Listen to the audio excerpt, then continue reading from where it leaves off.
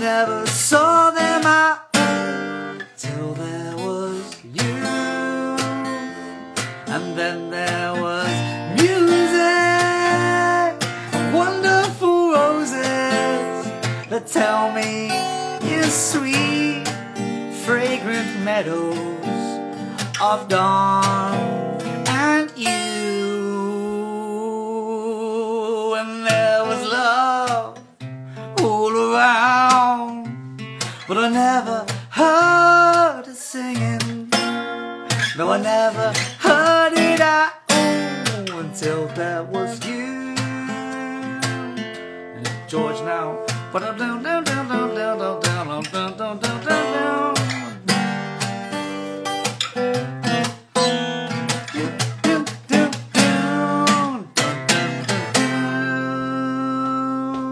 And then there was music, wonderful roses.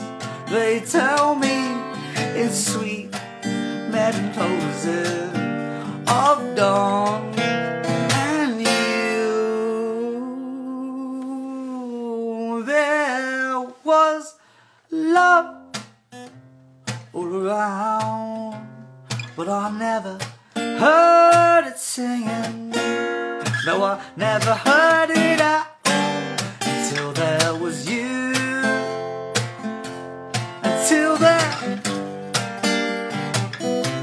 Until there was you. Thank you very much. Assuming someone's clapping somewhere. All right, I'm not just here to fiddle with the old fiddle. I am here also to share another chapter, or not a chapter, but just a few words from a recent memoir of mine. And I appreciate anyone that's here listening right now. I especially appreciate anyone that's donating right now to Disaster Emergency Committee. They are helping right now as much as they can do with the tragedies that are happening in Turkey and Syria. So thank you so much just for donating, but for listening to. I shan't keep you long, but this is a little extract from my book, Tom Felton, Beyond the Wand, in case you hadn't heard. I thought I'd just pick one at random, really, so I hope I haven't read it before. But Chapter 13, How to Fly a Broomstick, or The Wasps and the Wimp. Okay. What's it like to fly a broomstick? Well, if you've read this far, you'll know that's a loaded question. You'll know that I learned early on not to ruin the magic for the children at Comic-Con.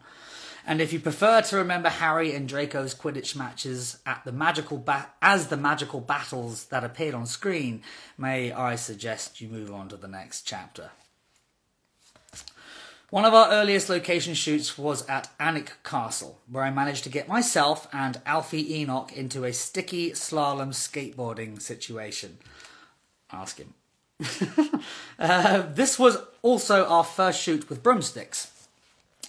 Zoe Wanamaker was Madame Hooch, and Hogwarts' first years were receiving their first flying lesson. It was not only Madame Hooch and the first years who were in attendance. It was a warm, sunny day, and attracted by the smell of thickly applied makeup and hair gel, swarms of wasps were taking an interest in us. More specifically, they were taking an interest in me.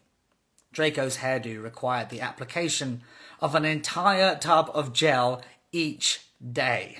I remind myself of that. Draco's hairdo required the application of an entire tub of gel each day.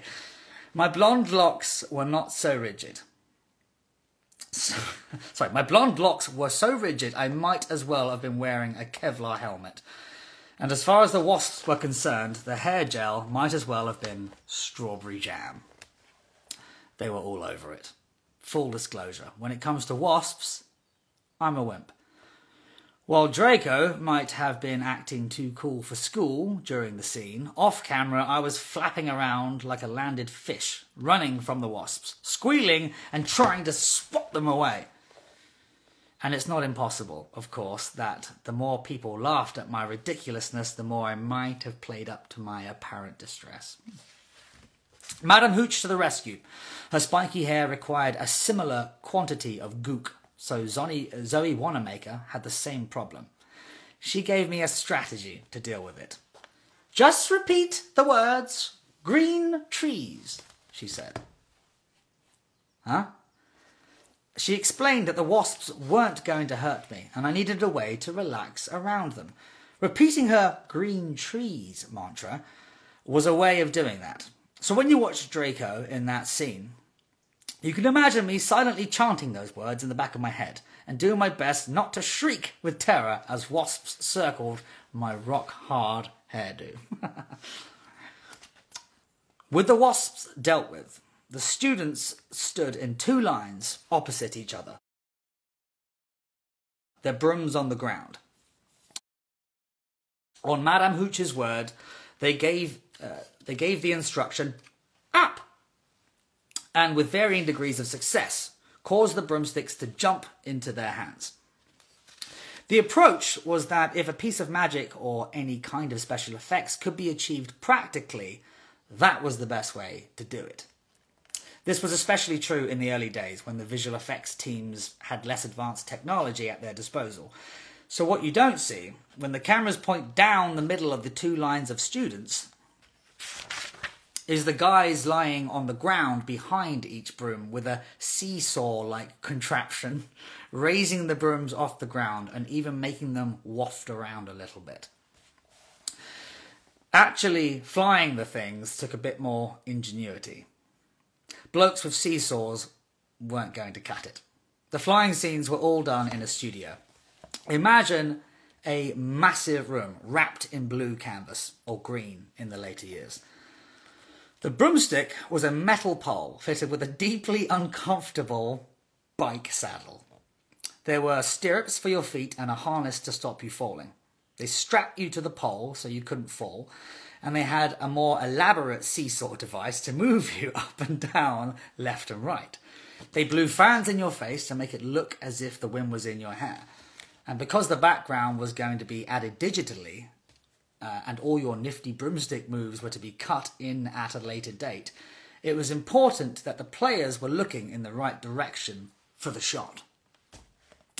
In order to ensure your eye line was as it should be, a guy held up, I shit you not, a guy held up a tennis ball on a long pole with a little bit of orange tape on it.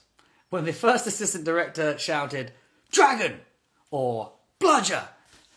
you had to look at the tennis ball like it was, well, a dragon or a bludger. Sometimes there would be more than one tennis ball up there. And as one looked very much like another, after a while they gave us more individual objects to stare at. We chose pictures of something or somebody close to our hearts. Daniel Radcliffe had a picture of a particularly beautiful Cameron Diaz. I chose a picture of an even more beautiful carp. It's a fish. I mean, there's no competition, right? Shooting a Quidditch match or another big broomstick scene was a slow, painstaking, bum-numbing process.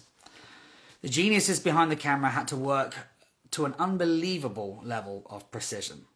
They would shoot the backgrounds first for reference, then the actors on the broomsticks, so one could be superimposed on the other.